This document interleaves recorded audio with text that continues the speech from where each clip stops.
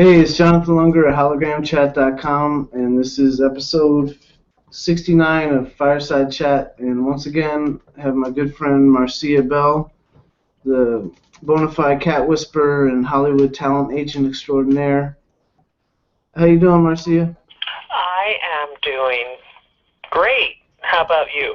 Oh, I'm doing great. I got my Tiger T-shirt on, and I'm excited to get to part two about, when people don't follow instructions and then they come complaining to us that they're not getting the results.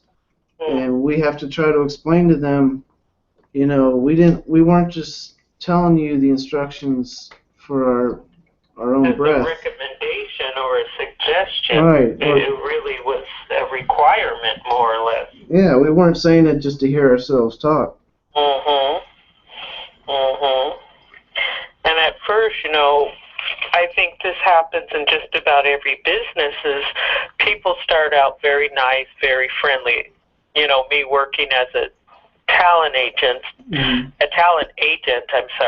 in Los Angeles and New York, is I was always very nice and very understanding, and then people would tell me, some of the actors would say, well, the agent I had before never had time to talk to me, and they were just always rude, and they'd always cut me off and say they'd call me back later, and then, it eventually starts to happen to you as well and I mean you as in me, as a talent agent, because you get to the point where you just have to put your foot down, right, and not put up with this nonsense, right, anymore. And actors can just be the most difficult.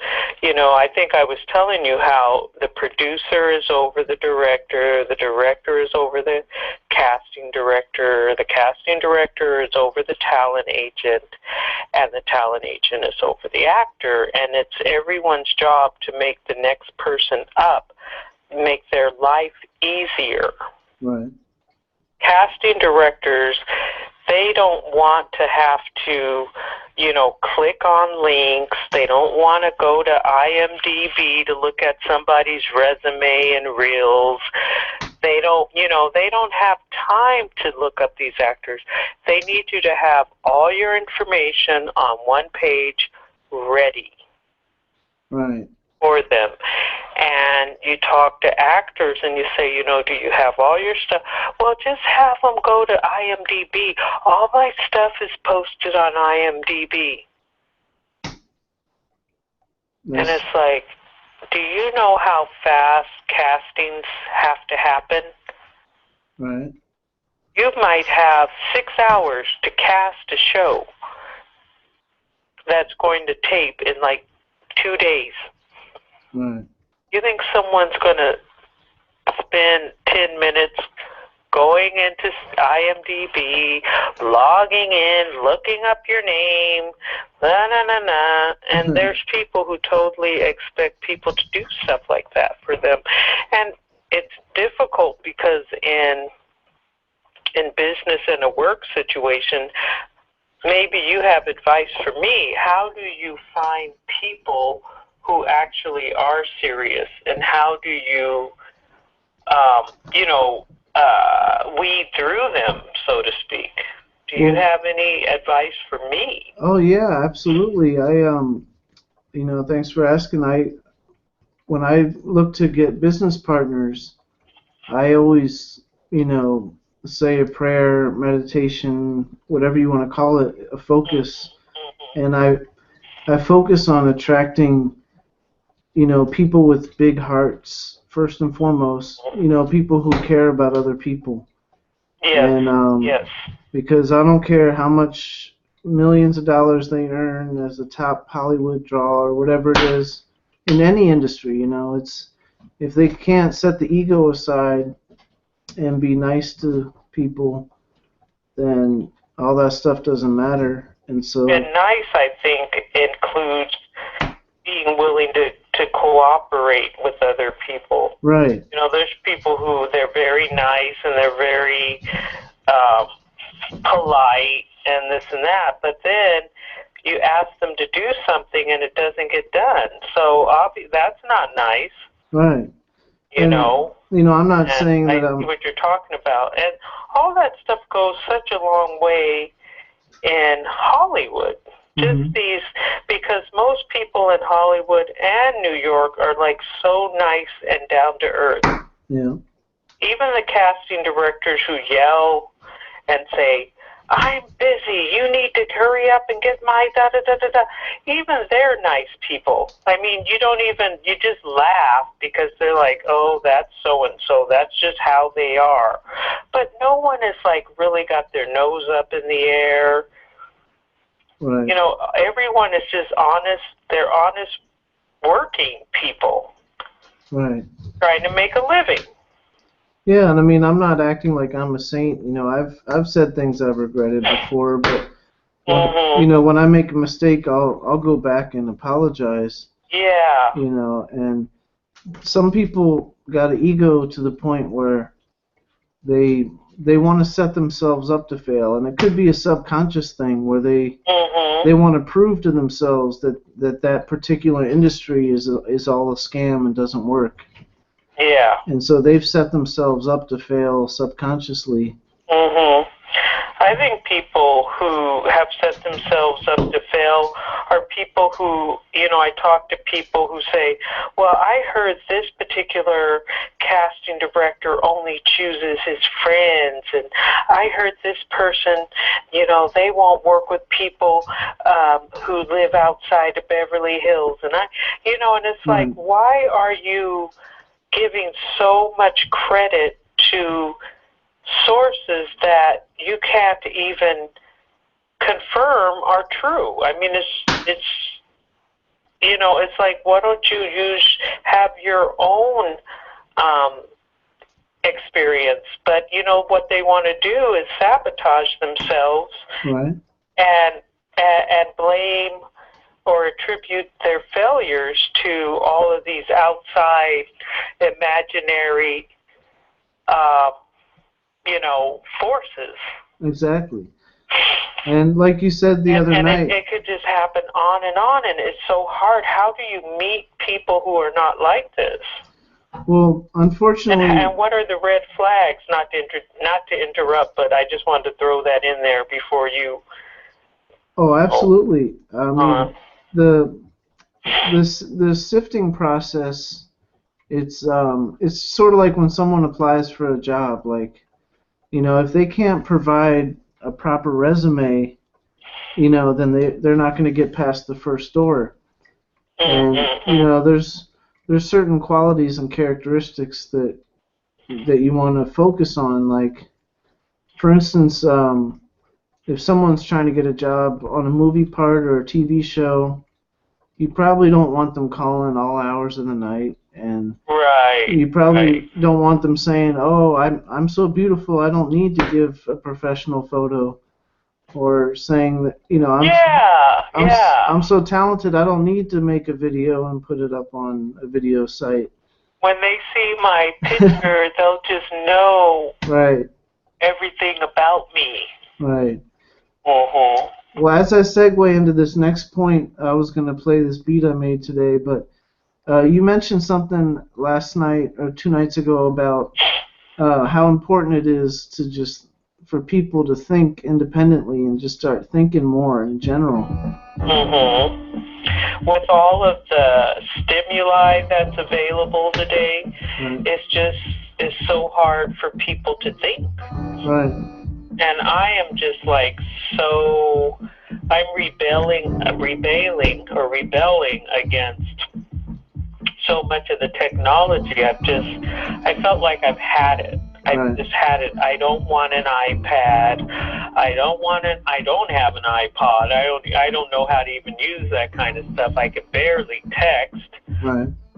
I just, the thought of answering my phone when I'm in transit or shopping is just beyond reality. What do I have to talk to about when I'm out doing my own thing? Right.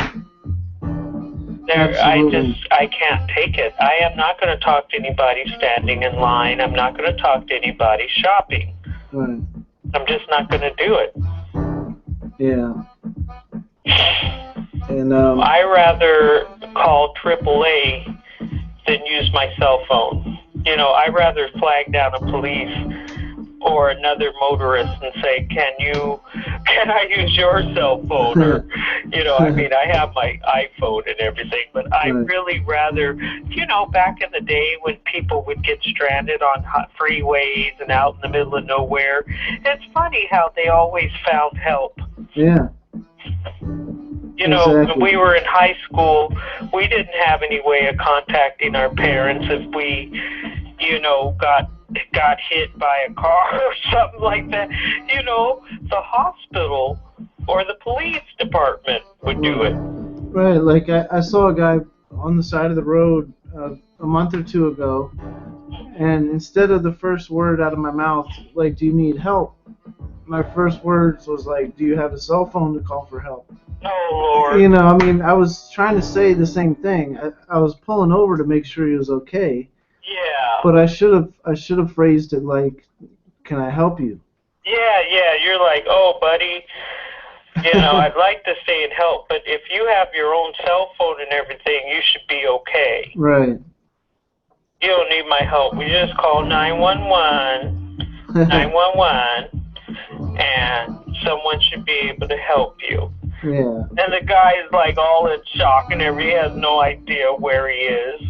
Well, he told me his family was on the way and he was fine and he appreciated me stopping, but I was just agreeing with what you're saying, that we do get too dependent on this technology, and it actually... You get too dependent on it. Yeah, mm-hmm. And it actually... You should have stayed there with the guy. I mean, I'm not going to say what you should or shouldn't have done, but I think back in the day, you would have stayed there and waited till his family came. Right.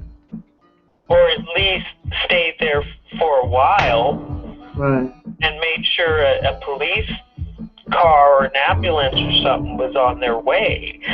But these days we're just like, oh, okay, well, just call 911, take care. Yeah. And then you don't know if the person lived or died. Maybe they have some mental health condition and they think their family's coming and that was just some idea they had out of their mind that it was just had nothing to do with anything. Their family lives in a whole nother state. Right. Well, that was the road I drove 4 times a day, so they got help and they got out of there. Mm-hmm. But that was a day when there was like 6 cars pulled over because it was a huge snowstorm. And, everyone was stopping and checking on everyone. It was nice to see that people still had that common decency. Oh, yeah. I think people always have that. Yeah. They act like that's such an uncommon thing and like it's just something you'd never see. But no, I think people are just naturally wanting to take care of each other. Exactly. Well, yeah, I'm glad we got to talk about this because, some people, I understand they're independent thinkers and they want to be creative rebels, but sometimes you got to follow the protocols and directions weren't made to try to hold you back. They're made to try to help people. Mm-hmm. So. Yeah. It's so true. It's so true. Learning process. But the thing is with this technology, we just can't forget about the humanity and the value of, our inner souls, I guess, or your heart and these things, the technology is taking place of all that. Yeah, the heart is the core. Mm-hmm. And that's what I like about, I see on Facebook people sharing these heartfelt messages and, of course a lot of it's just silliness, but there are some real heartfelt. No, there's people who talk about their parents who passed away and, stuff like that, so that's serious. Yeah. They talk about personal experiences that you wonder if it's even appropriate to discuss on Facebook. But you know, if you're over 21, you do what you want to do, but at least you get to see where people are coming from. Right. That's one good thing about, you know, technology with the social media and stuff, but still there's so many you know, negative, like people doing these sexting and stuff like that. Right. You know, that kind of thing, that's like a negative aspect to me of the internet and the pornography and these things that... I agree. I mean, it's like over... You know, it's overboard, to tell you the truth. And there, what do you do? How do you protect the children and, you know, stuff like that from... And then in the United States, you know, on one side of the coin, you got the FCC censoring just the most ridiculous things, you know. Right. And then you have the other extreme where you have the internet that has no, policing, no governing, and anything goes.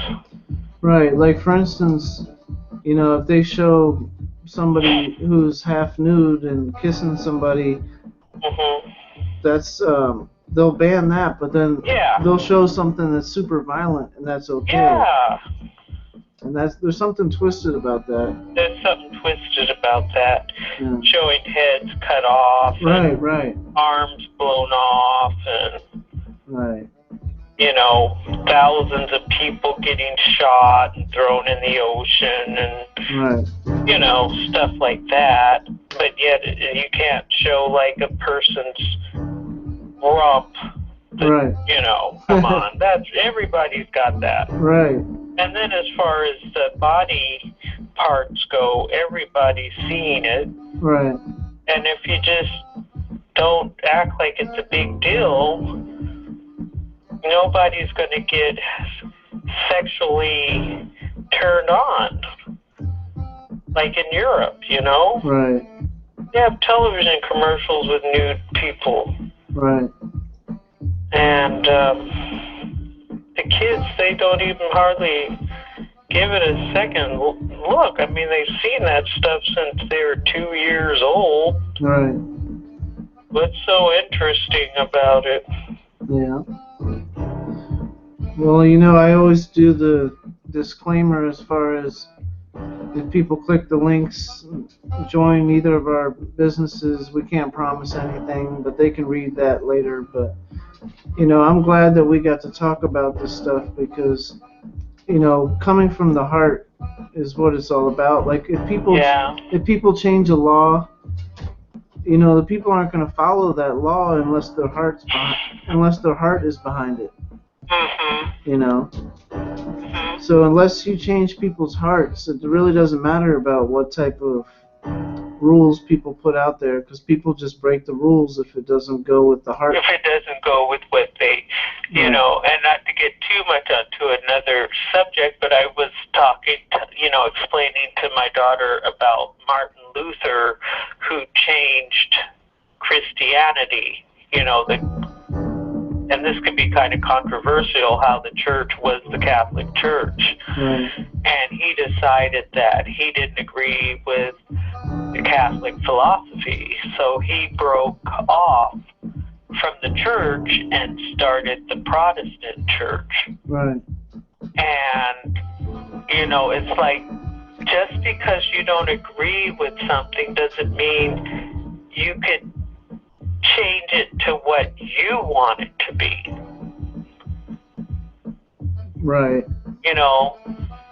Sometimes you have to learn how to adjust. Even if you don't 100% agree with stuff, you have to adjust. Or it's a challenge to try to raise yourself above it, to learn to understand it. well, not to switch subjects, but like when we talked about doing the cooking show, I was thinking of an analogy where, I like to mix different cooking flavors from different countries. And like, people like to mix different types of music with different types of music. And, I understand what you're saying. You have to follow the rules if you're going to be within one rule subset. Yeah, yeah. But at the same time, people just get that creative bug sometimes, or they just want to. Well, I feel like, and let's go back a little bit, and this is still within the same subject with Martin Luther. Mm-hmm. Instead of creating his own, a whole separate religion, maybe he could have said, look, this is just another slant Right. of how I understand things to be. Right. And that's just my one issue about the whole case of Martin Luther. Right. And changing Christianity as it was. Yeah, I'll have to look that up because I'm not familiar with that. Oh yeah. The church was the Catholic Church, and Catholic religion is the true. I'm not trying to say it's the true religion, the one religion, but no, it's an official religion. Protestant religions are lay religions. They're not. They don't have a pope. You know what I mean? They don't have. It's just basically people saying, well, this is what we're going to do, but it's got no government. And the Catholic Church is the one church, the one Christian church that is governed. You know what I mean? So it's Orthodox Christian. The Catholic Church is Orthodox. The other, they're lay religions, so they, well, in the terms of human. The same way that cancer cells are sticky cells in the body, like the topic of which religion is more official than the other tends to get sticky too, because people have different views on, everyone feels that their view is the most official. And well, it's not a view though in terms of the Catholic Church. It's not a view. It's more of a mechanical issue. I mean, you almost have to read the history of Martin Luther to understand. And then also with King Henry VIII, like England was always a Catholic country. And in Catholicism, is it Catholic? well,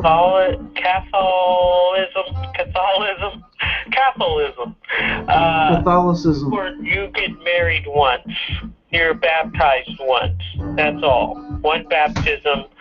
And then in terms of marriage, well, King Henry VIII, he decided, well, I want to get married again. So he created his own religion, the Anglican Church. Yeah. And the reason the Anglican Church was created was because he wanted to have a second marriage. And if he couldn't have a second marriage in the Catholic Church, so he created his own religion to do what he wanted to do. Right. Just like in the old days when Alexander came to Egypt, they had the Septuagint and the Pagium, and basically what that meant was that Ptolemy's Philadelphus, had Alexander came along and shut down all the prayer places. And they took all the Egyptian scrolls and put them in this underground place.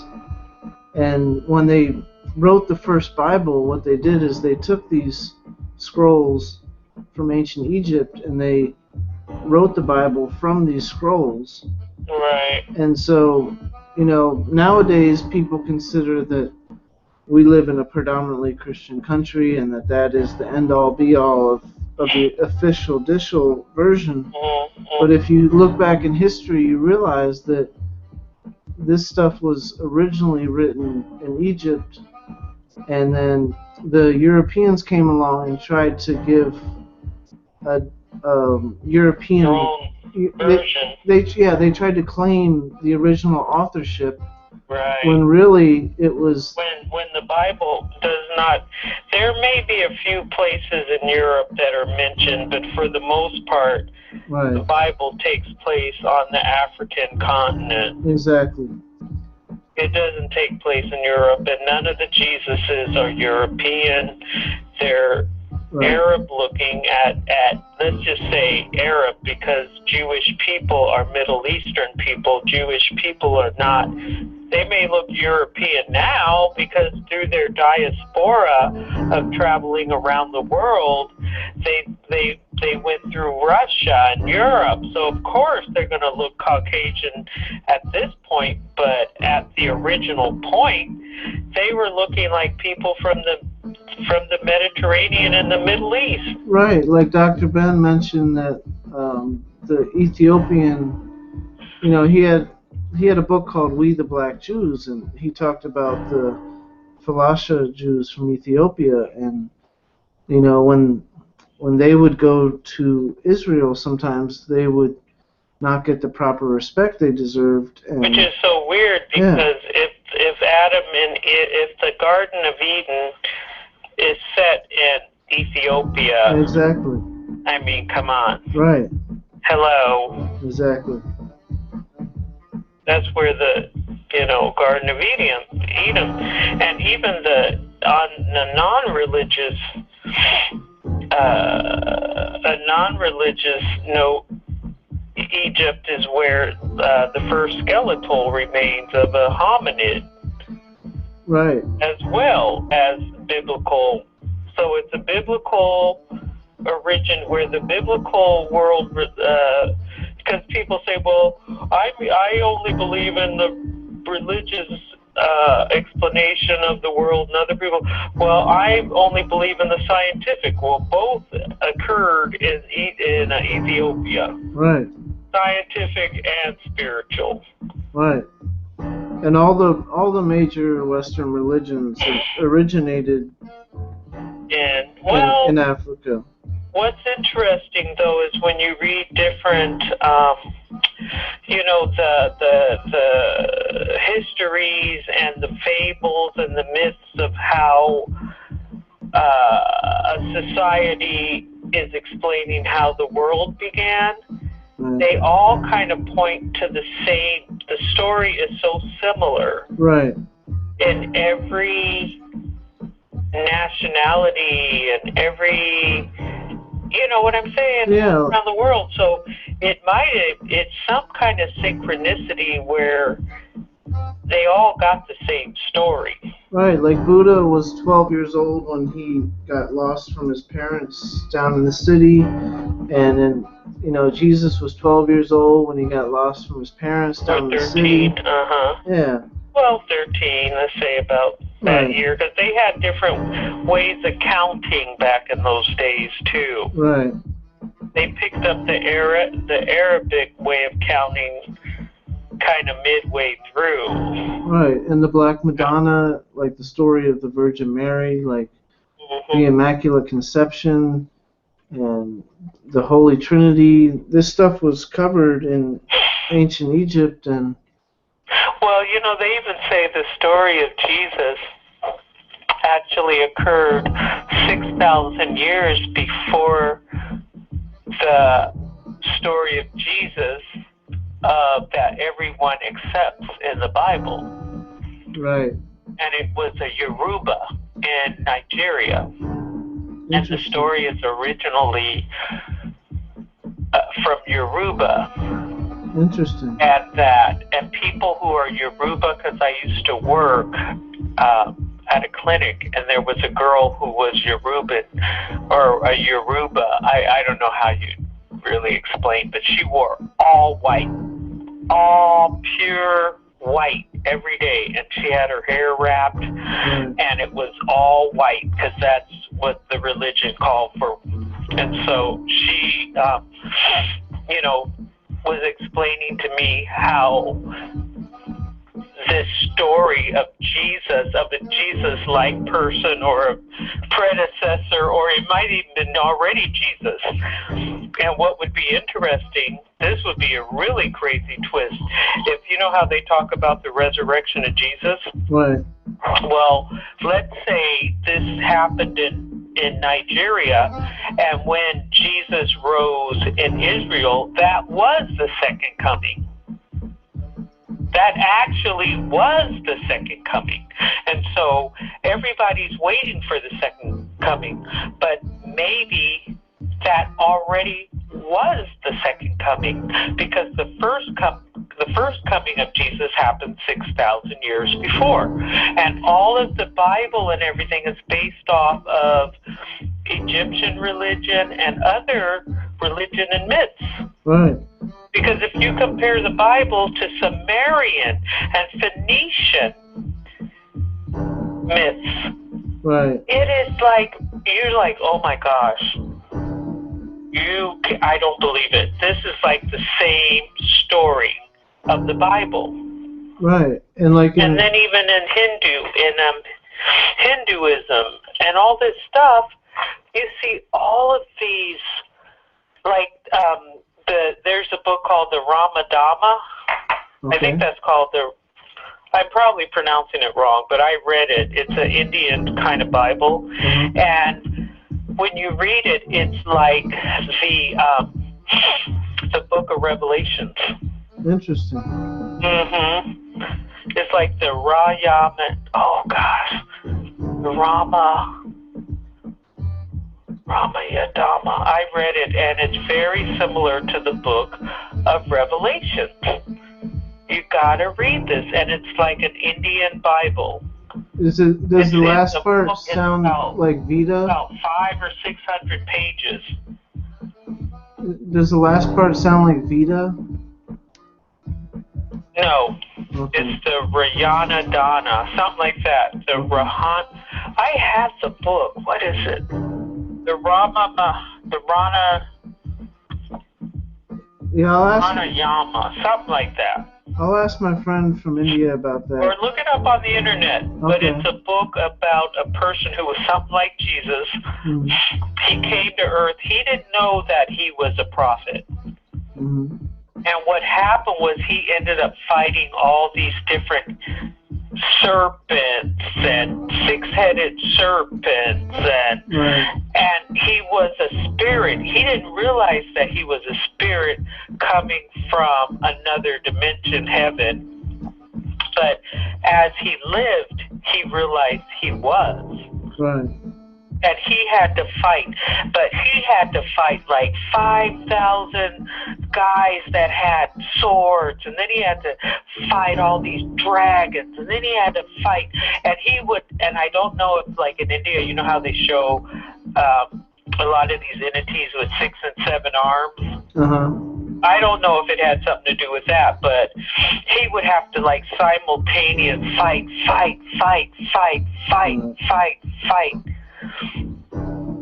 And he, of course, in the end, overcame and succeeded. But it's very simple. It's very similar to the Book of Revelations, and and that's at the end. So reading through this, this huge tomb, as I'll say, is very similar ideas to the ideas of Jesus and sacrificing, and it's just, and apparently all this happened 6,000 years before in Nigeria. Right. Yeah, that's interesting. And this fact that Christianity has been brought to this, because I'm not going to say Europe is bad or nothing, but I must say that the way the colonists and stuff have acted is you wonder if they are capable of creating their own reality. Right. Yeah, I mean, being the chosen people.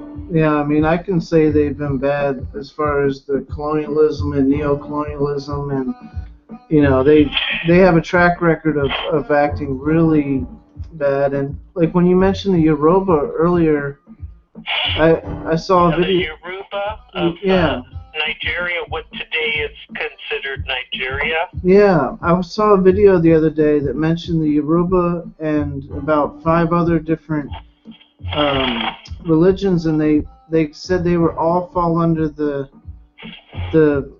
thing called pt3. It's like a African school of thought on philosophy or religion. Mm-hmm. And I thought it was really interesting because they were, mentioning the Yoruba, like you said, and they also mentioned, Egyptian stuff, and they mentioned maybe 3 or 4 others.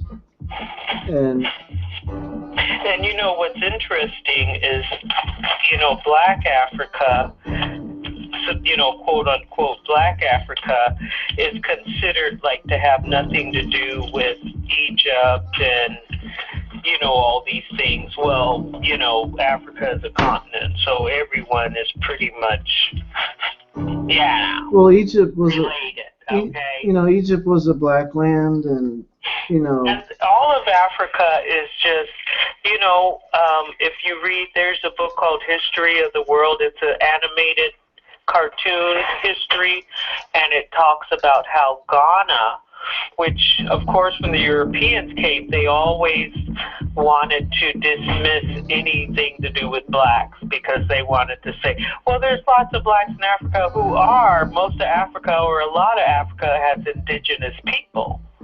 But they have to realize you have indigenous people and you have civilized people. A lot of Africa was civilized. A lot of Africa has indigenous people like Native Americans in America, like Aborigines in Australia, like the Aztec Indians and stuff. And we call them indigenous people, but they're in fact civilized people. Right. Yeah, I was just going to say. We just don't understand their civilization. Right.